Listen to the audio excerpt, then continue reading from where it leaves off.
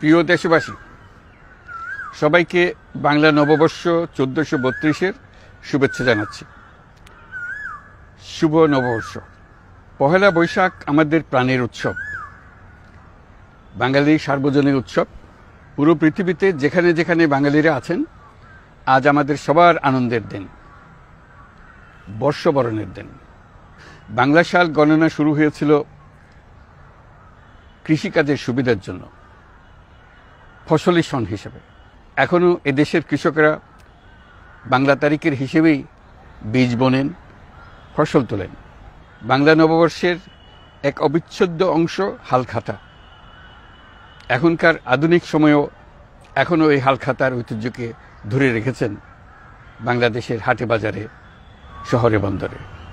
নববর্ষের বৈশাখী মেলায় বাংলাদেশের জেলায় জেলায় উদ্যোক্তারা সারা দেশে ঐতিহ্যবাহী শীতল পাটি, মাটির হাঁড়ি পাতিল, খেলনা, হাত পাখা ইত্যাদি তৈরি করে নিজেদের সৃজনশীলতাকে তুলে ধরেন এই দিনকে উপলক্ষ করে।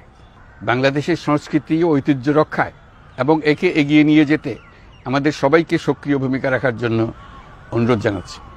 আমাদের এইসব ঐতিহ্য যেন আমাদের নিজেদের মধ্যে সীমাবদ্ধ না থাকে, আমাদের সংস্কৃতি যেন আমরা ছড়িয়ে দিতে পারি বিশ্বের দরবারে। বছরের এই দিনটিতেই আমরা সুযোগ পাই আমাদের সুদীর্ঘ ঐতিহ্যকে নতুনভাবে নতুন প্রজন্মের কাছে উৎসবমুখর পরিবেশে তুলে ধরতে এবং পৃথিবীর সামনেই তুলে ধরতে।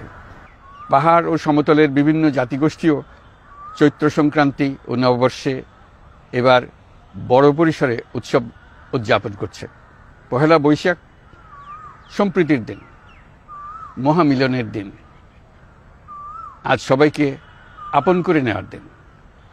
এবারের নববর্ষ নতুন বাংলাদেশের প্রথম নববর্ষ।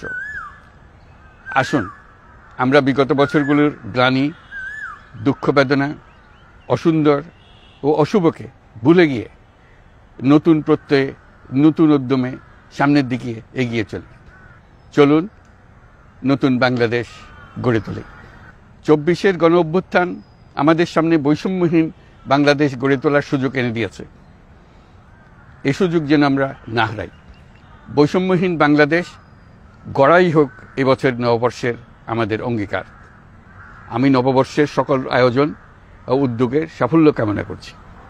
নববর্ষ 1432 আমাদের সবার জন্য শুভদিনের সূচনা করুক। নববর্ষ আমাদের সকলের জন্য নতুন ও গভীর আনন্দের উন্মোচন করুক, এই কামনা করছি। সবাইকে আবারও আমার নববর্ষের শুভেচ্ছা ও সালাম জানাচ্ছি। আসসালামু আলাইকুম। মহান আল্লাহ আমাদের সহায় হন। আল্লাহ হাফিজ।